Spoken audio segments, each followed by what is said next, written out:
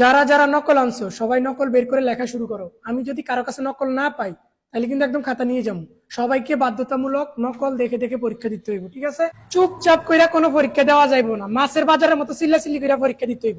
কাউরে যদি আমি চুপচাপ করে পরীক্ষা দিতে দেখি তাহলে কিন্তু ডাইরেক্ট খাতা নিয়ে যাবো। এই শুনো, কেউ কিন্তু খাতা ডাকি ডাকি লিখতে পারবে না, সবাই দেখা দেখি করে লিখবো। আমি যদি দেখি কেউ খাতা ডাকি লিখতেছো আর একজনে দেখাইতেছো না, ডাইরেক্ট হল থেকে বাইর করে দিব।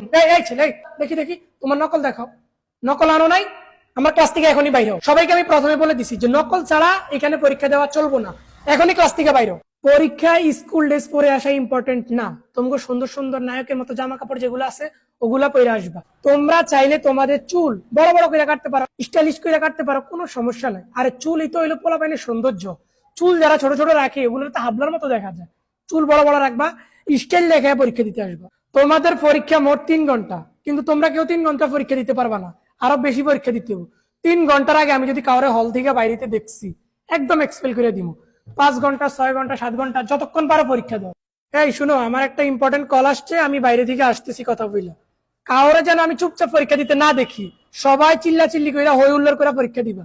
কাউরে যদি আমি চুপ করে থাকতে দেখছি তাহলে কিন্তু একদম খাতা নিয়ে যাবো, 1 ঘন্টা আটকে রাখবো। এই তোমরা কে কে পরীক্ষার ফিস দিছো, বেতন টেতন সব ক্লিয়ার করছো? দেখি রিসিট দেখাও। যে রিসিট দেখাইবা তারে কিন্তু পরীক্ষা দিতে দিব না। যে রিসিট দেখাইবা না সে শুধু পরীক্ষা দিতে পারবো। তুমি একটু আগে মাত্র টয়লেটে গেলা, এখনো 20 মিনিটও হয় নাই, এর মধ্যে চলে আসছো? হ্যাঁ, যাও আবার যাও, 1 ঘন্টা পরে আসবা। 1 ঘন্টা টয়লেটের সময় কাটাই, তারপরে পরীক্ষা দিতে আসবা। এই ছেলে, এই তোমার নকল কই?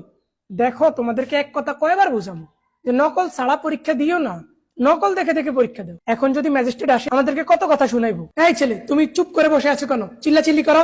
চিল্লা চিল্লি না করলে আমি খাতা ডাইরেক্ট এক্সপেল করে দিব। যারা এই পরীক্ষায় নকল করো নাই, দেখা দেখি করো নাই, তাদেরকে কিন্তু আমি শেষবারের মতো ওয়ার্নিং দিয়ে দিতেছি, ভবিষ্যতের কোনো পরীক্ষা এরকম করবা না, বা আগামী কোনো পরীক্ষা এরকম করবা না।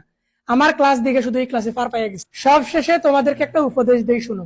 তোমরা আজকে যারা নকল করো নাই, হই হুল্লোড় করো নাই, তোমরা কিন্তু অনেক বড় ভুল করে ফেলছো। ভবিষ্যতে যায় কিন্তু পস্তাইবা। একটা কথা মনে রাখবা, যারা নকল কইরা পরীক্ষা পাশ করে তারাই জীবনে অনেক বড় কিছু করতে পারে। যারা নিজে থেকে পরীক্ষা দেয়, নকল করে না, ওরা জীবনে কিছু করতে পারে না। তো একটা কথা মনে রাখবা, ভবিষ্যতে নকল ছাড়া পরীক্ষা দিবা না। নকল অবশ্যই ইম্পর্টেন্ট।